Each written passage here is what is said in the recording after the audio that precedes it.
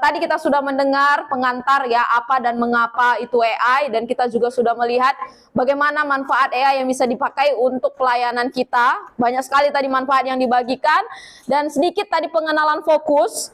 Itu kunci prom yang sukses, dan nanti ini yang akan kita pakai juga ketika kita praktek bareng. Dan tadi sudah dibahas juga tentang AI dan pendidikan. Nah, sekarang karena kita semua adalah kemarin yang kita tahu ini STT Adiwacana gitu ya, di mana STT ini berarti ada banyak mahasiswa, ada dosen. Makanya ketika sekarang saya juga dari lulusan STT, berarti setiap teman-teman di sini yang mungkin dari STT atau mungkin yang ada di lembaga pendidikan itu nggak jauh atau selalu berhubungan dengan Alkitab, kan? Pasti berhubungan dengan Alkitab. Nah, untuk itu Bapak Ibu Saudara, kita sebagai orang percaya perlu yang namanya studi Alkitab atau belajar Alkitab. Karena sekali lagi ya, fondasi hidup kita harus berlandaskan kepada firman Tuhan. Dan di sini di era AI sekarang ini kita akan belajar bersama-sama bagaimana kita ketika belajar Alkitab atau kita ketika studi Alkitab kita bisa menggunakan bantuan AI. Nah, kenapa kami ajarkan tentang ini? Karena core pelayanan Sabda itu berpusat dalam 3 hal saja. Visinya itu IT ya, teknologi untuk Tuhan, dan core pelayanannya ada 3 gitu ya, di mana Alkitab adalah fondasinya, kekristenan adalah target kami, dan kendaraan yang kami pakai untuk menjangkau orang-orang Kristen yaitu teknologi. Jadi tahun 94 sampai sekarang, Sabda hampir 30 tahun nanti bulan Oktober, kami akan pakai terus teknologi, bahkan sampai saat ini AI, untuk bisa memperkenalkan firman Tuhan kepada dunia digital atau kepada orang-orang yang ada digital. Ini yang fokus kami, yaitu membawa firman Tuhan yang digital kepada dunia yang digital. Dulu kita tahu kita adalah generasi yang digital, mungkin ada yang mungkin kaum milenial kayak saya, atau mungkin ada yang kaum di atas saya lagi kayak gitu ya. Tetapi saat ini kita semua sudah erat sama teknologi ya, udah erat sama yang namanya HP. Pasti kita juga sudah mengetahuinya. Satu metode yang Sabda perkenalkan untuk klasik digital itu metode SEBDA. Ini metode yang banyak sekali dipakai oleh masyarakat Kristen di Indonesia untuk belajar Alkitab. Karena ketika kita belajar Alkitab, kita nggak cuma sekedar baca gitu, tapi kita mendalami firman Tuhan, kita melihat konteksnya, kita melihat latar belakangnya, kita tahu siapa penulisnya, dan metode SBD ini kami kemas untuk generasi digital. Yaitu singkatannya dari simak, analisa, belajar, doa, diskusi, aplikasi. Nanti Bapak Ibu bisa masuklah ke situs-situs Sabda. Udah ada di sana semua metodenya lengkap, tutorialnya lengkap. Silakan nanti Bapak Ibu pelajari. Dan dulu-dulu sampai sekarang hampir 30 tahun kita Bapak Ibu mungkin tahu software Sabda ya. Nanti bisa diunduh di Sabda.net atau mungkin di situs-situs Sabda, di mana ada banyak sekali bahan yang Sabda sediakan untuk masyarakat Kristen bisa belajar Alkitab. Ada situs terbesar, salah satu situs terbesar di Indonesia yang bisa dipakai kita juga untuk belajar Alkitab. Ada 5 aplikasi utama Sabda. Kalau ada di Play Store itu pasti 5 aplikasi Sabda itu. Yang pertama Alkitab, Kamus, Tafsiran, pasti sudah pakai juga. Ada Sabda Bot, ini kita bisa chat dengan Telegram gitu ya untuk belajar Alkitab. Bahkan ada bahan-bahan yang lain sampai komunitasnya. Kami punya Instagram juga untuk belajar Alkitab. Tetapi tidak sampai di situ aja, karena tadi perkembangan teknologi terus berkembang, kita sudah masuk pada generasi sekarang ini, yaitu generasi terbaru lagi gitu ya, generasi yang punya budaya baru lagi, yaitu generasi AI. Bapak Ibu Saudara, AI ini adalah teknologi yang terbaru, dan nanti pasti kata Ibu Yulia tadi, AI is the future gitu ya, teknologi akan terus berkembang kayak gitu. Tapi tak ada beberapa hal yang harus kita tadi ya pelajari. Teknologi ini tidak netral. Ini sudah dijelaskan tadi ya, cuma saya spill aja. Teknologi perlu ditebus. Dan teknologi adalah alat kendaraan yang kita pakai untuk kita semakin intim dengan firman Tuhan. AI pun adalah teknologi. Untuk itu AI adalah alat. Dan tidak semua alat yang itu sama. Sekarang kita permainan kata dulu Bapak Ibu Saudara. Di sini AI atau AI. AI itu alat untuk apa? Nah, I yang pertama ini coba Bapak Ibu pikirkan. Kira-kira I yang pertama ini I-nya itu apa kepanjangannya? AI alat untuk yang warna merah itu. Alat untuk apa? I. Satu kata aja dari awalan I. Iman, alat untuk iman. Ada lagi? Alat untuk informasi gitu ya. Ada lagi? I yang pertama, AI bisa dipakai alat untuk iblis. Tadi Ibu Yulia sudah jelaskan banyak, Pak Mak juga sudah jelaskan banyak bahayanya. Kalau teknologi tidak netral, kalau manusia yang menciptakan juga berdosa, teknologi bisa dipakai, AI ini bisa dipakai untuk alat iblis. Contohnya untuk penipuan, untuk hoax, bahkan untuk kepentingan diri sendiri malahan. Ya, kalau bukan untuk Tuhan itu bisa saja dipakai untuk alat iblis.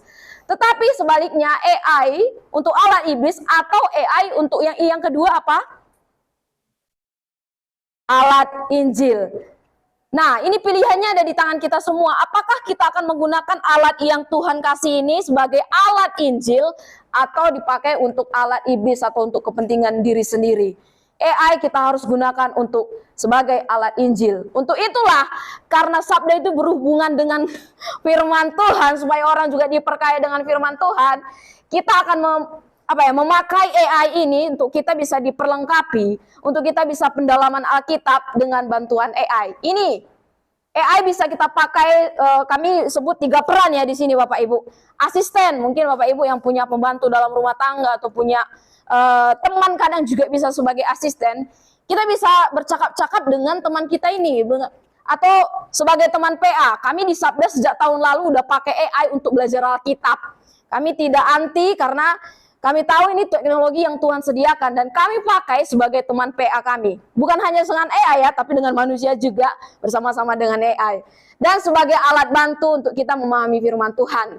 Metodenya apa? Kalau yang klasik digital itu kita tadi pakai SABDA. Sekarang metode untuk AI, kita belajar Alkitab, kita sebut dengan metode AI kuadrat atau AI square. AI square ini bisa disebut sebagai metode 4 langkah. Kita sebut bersama-sama ya Bapak Ibu Saudara. Ini nanti yang akan kita praktekkan dari masing-masing langkah ini untuk kita bisa studi Alkitab. Yang pertama, metode langkah awali. Yang kedua, investigasi. Yang ketiga, ajaran. Dan yang keempat, implementasi. Kalau dilihat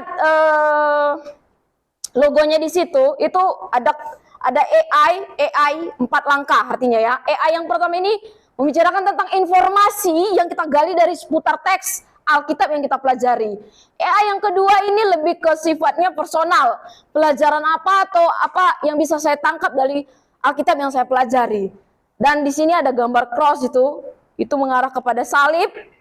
Dan kalau Bapak Ibu di sana ada lihat unsur fokusnya itu mengarah kepada Alkitab gitu ya. Jadi balik lagi kepada firman Tuhan.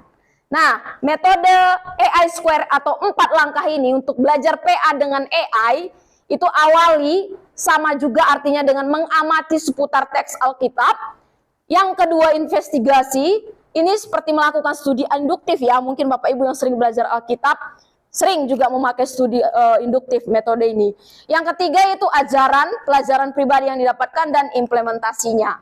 Tadi fokus ini sudah kita tahu sama-sama dan ini yang akan kita pakai ketika kita praktek belajar Alkitab dengan AI. Langkah awali Bapak Ibu Saudara, kita awali dengan membaca, menyimak, mengamati Alkitab secara teliti. Jadi kita dapatkan artinya apa adanya ya dengan mengamati konteks, latar belakang dan lain sebagainya dari firman Tuhan yang sedang kita gali. Investigasi itu lebih ke interpretasi atau penafsiran yang kita dapatkan dari langkah pertama. Jadi berurutan, bukan berdiri sendiri Bapak Ibu. Inti yang kita dapatkan ketika kita melihat seputar latar belakang teks dan ajaran itu apa artinya ya, pelajaran yang kita dapatkan dari penggalian kita. Yang terakhir adalah implementasi atau ide-ide konkret atau tindakan praktis yang bisa kita lakukan ketika kita belajar firman Tuhan dan apa yang saya lakukan setelah saya belajar. Kan harus ada prakteknya, bukan hanya sekedar teori gitu. Nah, saya sudah lakukan prom untuk AI Square ini. Setelah ini kita akan praktek hands-on bareng-bareng untuk 4 langkah. Ketika langkah awali kita membaca dulu Alkitab. Bapak Ibu Saudara, kalau Bapak Ibu pengkhotbah di gereja atau mahasiswa juga sering mengajar atau melakukan tugas praktek khotbah, kan nggak ke persiapan khotbah itu kan nggak hanya baca Alkitab gitu ya, pasti perlu persiapan. Dan dalam persiapan salah satunya adalah kita harus PA gitu ya. Jadi kita memakai AI sebagai alat bantu kita untuk menolong kita mengamati isi firman Tuhan yang sedang kita pelajari, konteksnya dan poin-poin pentingnya. Saya masukkan from focus yang seperti ini. Saya adalah seorang Kristen, ini dengan from focus ya. Saya adalah orang Kristen yang sedang melakukan studi Alkitab dari Amanat Agung, Injil Matius 28 ayat 19 sampai 20. Tolong berikan poin-poin dari konteks latar belakang Matius 28 dan referensi ayatnya. Ini hasil dari AI ketika saya memberikan from focus kepada AI terkait langkah pertama, mengamati. Ternyata dari Matius 28, itu berbicara tentang kematian dan kebangkitan Kristus. Ketakutan para pengawal ya, dikatakan juga pengawal melihat kubur kosong akhirnya takut dan datang kepada pemerintahan Romawi seperti itu. Penampilan Yesus kepada para wanita, Yesus menunjukkan dirinya kepada para wanita setelah dia bangkit. Terus ada amanat agung, perintah kebangkitan dan kehadiran Yesus. Benarkah demikian? Sekali lagi kita harus cek dan recheck gitu ya. Kita harus pastikan apakah dari 4 poin dari langkah pertama ini yang diberikan AI itu benar nggak sih? Atau bisa saja halusinasi tadi ya. Karena AI bisa salah, tapi sangat bisa juga benar. Nah, langkah kedua itu investigasi Bapak Ibu. Kita menafsirkan apa dari langkah pertama yang kita dapatkan isi teks tadi, Matius 28. Jadi bisa kita berikan prompt terkait pertanyaan-pertanyaan 5W tambah 2H. Ini juga sebenarnya salah satu metode dalam penafsiran atau hermeneutika gitu ya. Jadi saya berikan promptnya, tolong berikan saya 5W tambah 2H untuk Matius pasal 28. Atau bisa memilih prompt yang kedua sih, konteks lengkapnya, penulisnya, latar belakangnya, dan lain sebagainya. Tadi ya, formatnya dalam bentuk bullet point. Hasilnya ini, oke, tentu berikut adalah 5W tambah 2H dari Matius 28. Wow, dikatakan siapa itu Yesus Kristus, para murid, dan lain-lain. Apa? Yaitu tentang kebangkitan Yesus saat itu, dan kapan kisahnya terjadi, ternyata hari Sabat. Makanya kita peringati kebangkitan Yesus hari Sabat, benar. Dan di mana? Dikatakan di sekitar wilayah Yerusalem, karena memang dekat situ Yesus dikubur ya. Terus mengapa? Untuk memberikan kesaksian tentang kebangkitannya. Bagaimana? Kalau dilihat di sini Bapak Ibu Saudara, saya tadi minta 5W tambah 2H. Yang dikasih berapa? 5W tambah 1H. Dari sini kita bisa melihat ya, kalau kita nggak cek dan dicek lagi, benar nggak tadi hasilnya yang saya minta seperti ini gitu. Nah, ini tadi penulisnya siapa, latar belakangnya, tokohnya, baru masuk kita langkah yang ketiga. Ini lebih ke tadi dua langkah pertama untuk AI. Yang pertama itu lebih ke seputar teks penggalian kita dalam belajar Alkitab, dan dua langkah berikutnya AI yang kedua itu lebih ke personal, apa yang kita pelajari dari ayat yang sedang kita gali. Jadi langkah yang ketiga ini kita merefleksikan, mendapatkan pelajaran apa yang kita pelajari dari Matius 28 dan bisa gunakan AI. Ya, kalau dulu zaman kita menggali Alkitab mungkin dengan buku sangat-sangat bisa, apalagi tadi ada kata flip ya. Jadi kita bisa gunakan buku, kita juga bisa gunakan AI untuk kita menolong dalam studi Alkitab. Saya berikan promptnya seperti ini. Saya sedang mempelajari poin-poin penting dari Matius. Tolong dong, apa pertanyaan refleksi praktis yang bisa saya pelajari. Kita ternyata nggak hanya bisa meminta AI untuk memberikan jawaban yang kita mau, AI pun bisa membantu kita untuk memberikan pertanyaan yang kita mau, Bapak Ibu Saudara. Dia berikan, refleksi teologis bisa nih. Bagaimana perintah Yesus untuk membuat murid dari segala bangsa mempengaruhi pemahaman Anda tentang misi gereja. Jadi ketika kita nggak ngerti apa yang bisa saya pelajari dari sini, tanyakan aja seputar berikan pertanyaan-pertanyaan yang bisa membuat saya itu merefleksikan dalam kehidupan saya, apakah saya sudah melakukan amanat agung dan lain sebagainya. Nah, ini akan menolong kita mendapatkan ide-ide dari studi kita dan bisa kita aplikasikan dalam kehidupan kita. Dan yang terakhir adalah langkah praktisnya, konkretnya, apa yang akan kita lakukan. Bagaimana ide-ide dari AI akan menolong kita untuk mengeksplor usulan penerapan Alkitab yang sesuai dengan konteks hidup kita saat ini, Bapak Ibu. Nah, kalau biasanya kalau ketika saya mempresentasikan bagian ini, bisakah AI membantu kita untuk menerapkan dalam kehidupan kita? Ini kan personal banget nih. Gimana caranya tahu tentang kita? Nah, kalau kita sudah sering pakai AI, itu tadi karena machine learning ya, kita sudah sering. Sekarang ketika saya ngobrol dengan ChatGPT, karena dia udah tahu bagaimana thread saya, dia sudah tahu apa yang saya mau. Bahkan ketika saya nggak masukkan tentang ayat saja, dia bisa langsung kasih referensi ayatnya. Jadi Bapak Ibu Saudara, AI juga bisa menolong kita untuk memberikan usulan. Apa yang bisa kita lakukan dalam kehidupan kita dari Matius 28 yang sedang kita pelajari. Ini usulan, bisa aja kita lakukan, kita praktekkan dalam kehidupan kita. Oh, usulannya harus terlibat dalam misi, harus bisa gunakan media sosial untuk penginjilan. Mungkin yang nggak pernah kepikiran, gimana caranya menggunakan media sosial untuk amanat agung. Tanyakan AI, ada hal-hal yang bisa dijadikan ide dari AI untuk menolong kita dalam mempraktekkan firman Tuhan yang sedang kita pelajari. Gitu, 4 langkah ya Bapak Ibu tadi. Yang pertama amati. Yang kedua, investigasi. Yang ketiga, ajaran. Yang keempat, implementasi. Kiranya nanti bisa digunakan metode ini ketika Bapak Ibu dalam keluarga belajar Alkitab bareng atau PA bareng atau dalam gereja gitu ya, bisa sangat diadopsi untuk belajar Alkitab menggunakan AI. Kami sudah sampaikan beragam metode ini kepada banyak tempat di Solo sekitarnya, bahkan juga secara online untuk SMP, SMA, STT, bahkan bulan lalu kami sampaikan juga untuk hamba Tuhan di salah satu tempat di Solo dan seminar-seminar Sabda. Ternyata menyenangkan sekali ketika saya mengajarkan ini di anak-anak SMP, mereka sangat suka gitu karena mereka bisa ngobrol dengan HP mereka, tapi untuk hal yang benar, yaitu belajar firman Tuhan, bukan untuk mendapatkan hal-hal yang nggak penting. Ini beragam yang kami lakukan ketika kami mengajarkan ini. Dan yang bagian sana Bapak Ibu itu Sabda. Sebelum kami ajarkan, kami belajar dulu sama-sama untuk metode ini. Ternyata sangat relevan untuk masyarakat atau orang-orang Kristen masa sekarang. Sekarang kita akan ber-PA. Silakan buka HP-nya masing-masing atau laptopnya masing-masing. Bapak Ibu bisa akses yang web untuk OpenAI atau mungkin yang apps yang sudah punya ChatGPT. Silakan Bapak Ibu bisa akses. Kita akan terapkan masing-masing setiap langkahnya ya. Mulai dari langkah pertama dulu, yaitu langkah amati. Bahan dari PA kita hari ini adalah Daniel pasal 1. Ini menarik sekali nih. Cerita sekolah minggu yang sangat menyenangkan. Daniel pasal 1. Kita mungkin sudah familiar ya dengan cerita dari Daniel. Sudah ketemu semua ya. Webnya sudah di thread baru aja. Tadi kan sempat kita bermain dengan ChatGPT ya. Kita buat thread baru lagi untuk PA kita hari ini. Oke, sekarang kita masuk langkah pertama. Langkah awali, amati Alkitab apa adanya. Saya tuliskan promnya seperti ini. Kita bisa tuliskan promnya sekalian Bapak Ibu. Atau mungkin kalau anak-anak sekarang itu pakainya Google Lens gitu. Jadi nggak capek lagi ngetik. Bisa sekali. Saya adalah seorang mahasiswa, karena tadi saya tahu ini dari STT gitu ya. Atau Bapak Ibu mungkin dalam konteks pelayanan hamba Tuhan, atau mungkin seorang Kristen yang taat gitu ya. Dari Sekolah Tinggi Teologi yang sedang melakukan studi Alkitab dari Daniel pasal 1.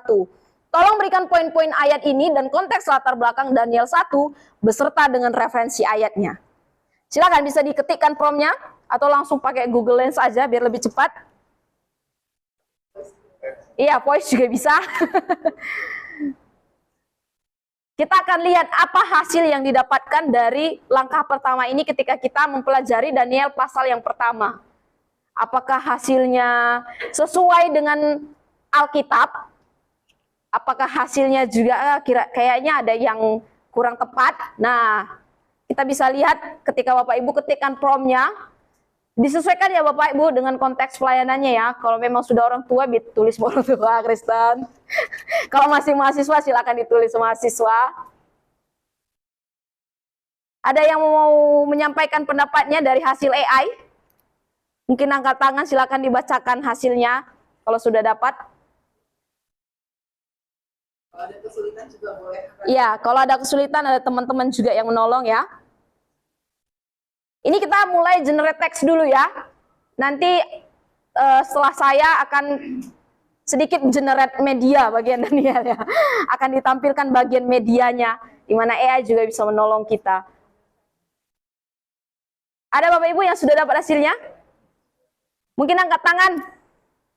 Bisa bacakan hasilnya apa dari AI dari langkah pertama ini ketika mengamati melihat beragam daftar konteks dari Daniel pasal yang pertama? Ya, silakan.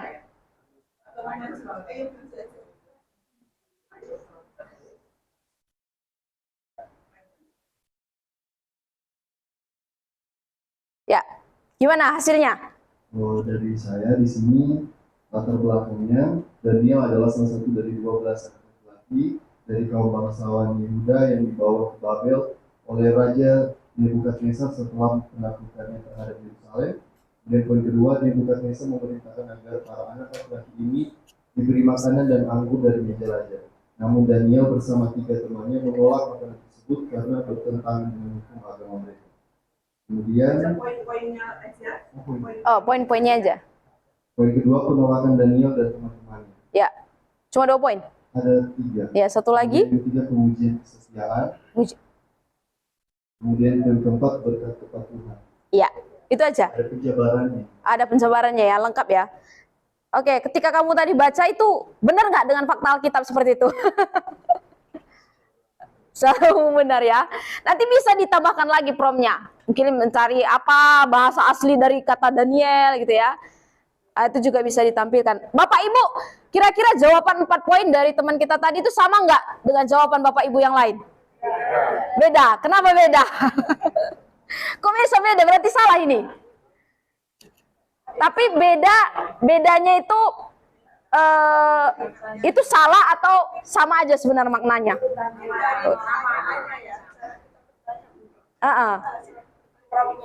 Iya, jawabannya apa Bu? Silakan Bu. Coba Bu, tadi yang satu ada 4 poin gitu ya. Kalau Ibu jawabannya ada berapa poin? 4 juga. Kalau di saya dengan kata prom yang mengikuti itu, jawabannya ada 4, tapi tadi urutannya berbeda. Yang satu penawan Yehuda, yang kedua pendidikan di Istana Babel, yang ketiga pembangkangan Daniel, baru yang keempat kesetiaan dan kesuksesan yang Daniel dan teman-temannya menolak makanan. Iya, Urutannya itu, Bu. urutannya ya. Tapi kalau dilihat maknanya lagi, apakah benar setiap ayat dalam pasal 1 itu membicarakan hal yang sama? Kita perlu cek lagi. Jadi nggak sepenuhnya langsung yakin, tapi perlu dicek dengan firman Tuhan dari Daniel pasal 1, apakah itu sesuai gitu ya Bapak Ibu Saudara. Kenapa tadi beda Bapak Ibu Saudara? Nggak SI sama kalimatnya gitu ya.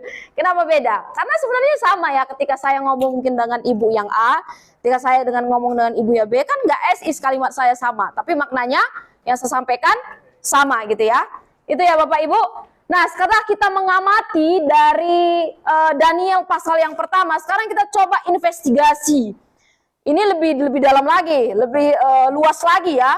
Menginterpretasi atau menafsirkan atau mengambil inti poin dari Daniel pasal yang pertama. Saya tuliskan promnya gini. Bapak Ibu bisa sembari menuliskan juga ya. Masih di thread yang sama ya.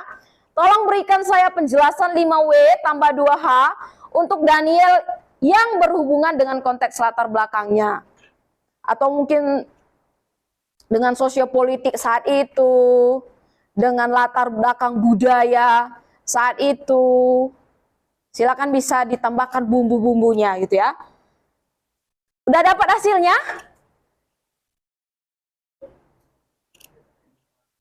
Ada hasil yang didapatkan 5W tambah 2H, ternyata yang dapat cuma 5W, 2H-nya nggak ada gitu.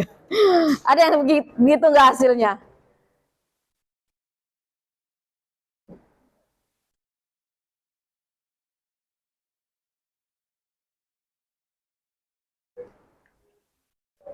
Ada yang mau membacakan Bapak Ibu? Mewakili kita semua aja? Ya, silakan. Nggak nyampe.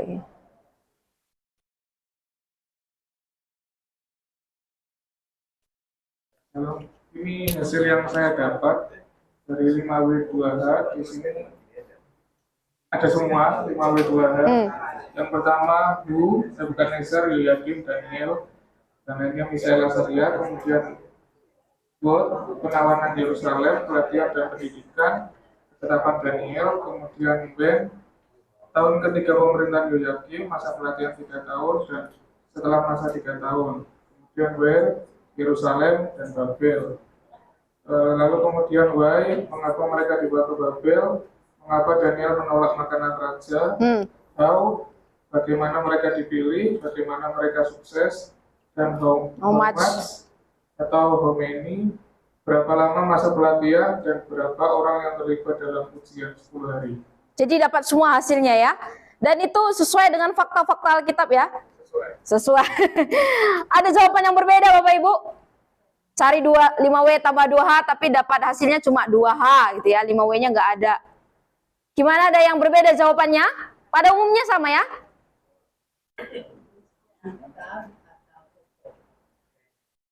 Iya. Kitab Daniel pasal 1 ya Bapak Ibu Saudara. Daniel pasal yang pertama. Oke, kalau sudah dapat hasilnya kita masuk ke langkah ajaran, di langkah yang ketiga. Untuk pelajarannya, apa pelajarannya atau apa artinya untuk kita. Tadi informasinya udah sangat luas kita dapatkan dari tokohnya, konteksnya saat itu sedang dibawa ke sebagai tawanan ke Babel gitu ya. Ternyata bukan hanya Daniel, ada teman-temannya. Ternyata tadi dikatakan dari pendapat Ibu, ada pembanggangan Daniel, maksudnya ketika disuruh makan makanan raja mereka nggak mau, karena mereka tahu ya Allah juga bisa memberkati mereka tanpa terlibat dengan makanan mungkin dari pemerintahannya Babel. Nah sekarang pelajaran apa yang kita dapatkan? Saya sudah mulai belajar poin-poin penting seputar konteks latar belakang dari Daniel pasal 1. Sekarang berikan pada saya pertanyaan refleksi dan pertanyaan praktis atau pertanyaan untuk saya pelajari dari Daniel pasal 1 lebih dalam. Atau ini saya tanyakan seputar pertanyaannya, pertanyaan refleksi, nanti diberikan pertanyaan refleksi. Kalau Bapak Ibu langsung juga mencantumkan, saya sudah mulai belajar poin-poin penting dari Daniel 1.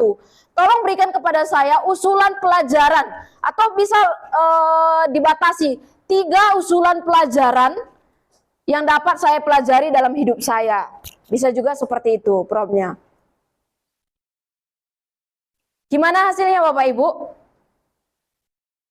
Apakah usulan pelajarannya ini sesuai dengan Daniel pasal 1 atau sedikit menyimpang? Apakah sudah mendapatkan hasil pertanyaan-pertanyaannya? Atau langsung mungkin ide-ide usulan pelajaran yang bisa diberitahu oleh AI? Ada pendapat lain yang belum mungkin menyampaikan pandangannya dari hasilnya? Ya silakan Pak. Tolong tanya Bu, kalau seandainya kita sudah mengikuti dari yang pertama, kedua, ketiga, apakah itu saling kait-mengait? Sebab saya tidak terlalu yakin apakah itu saling kait-mengait. Ya. Dan tadi dari yang satu dilanjutkan kedua, dilanjutkan ketiga.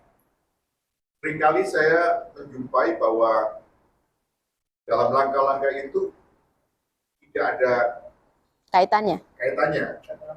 Nah, apakah perlu ditambah promnya supaya mengait dengan yang sebelumnya? Ya. Ya, terima kasih. Ya, Bapak Ibu Saudara, ketika kita melakukan metode dalam belajar Alkitab, metode ini berarti kan tadi judulnya itu kan langkah per langkah gitu ya.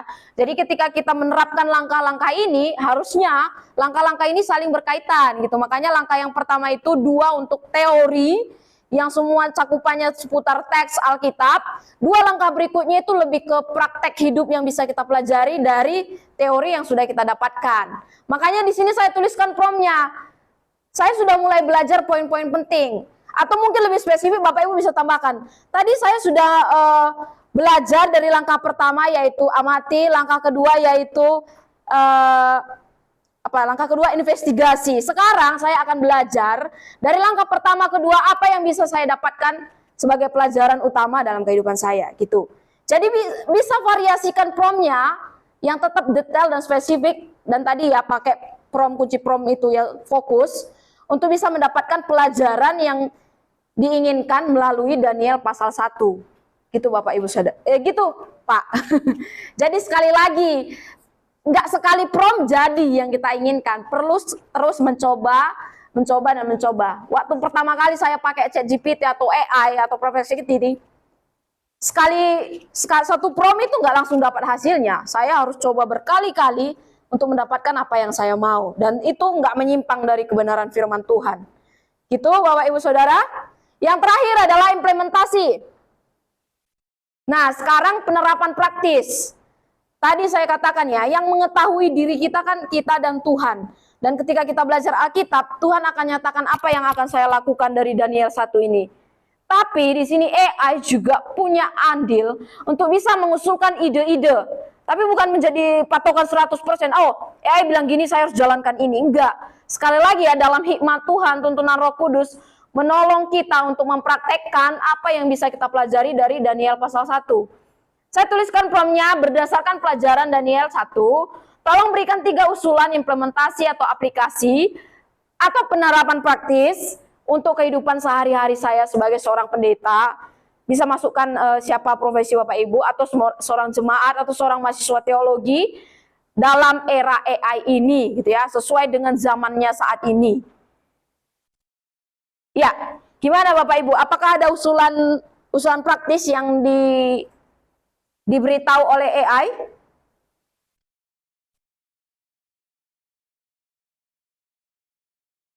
Bisa? Ada hasilnya?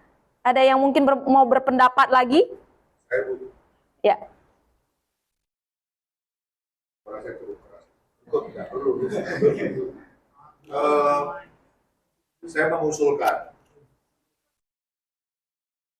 Saya mengusulkan Bu, bahwa langkah-langkah ini bisa dibuat tidak perlu sampai 4 kali supaya bisa lebih cepat.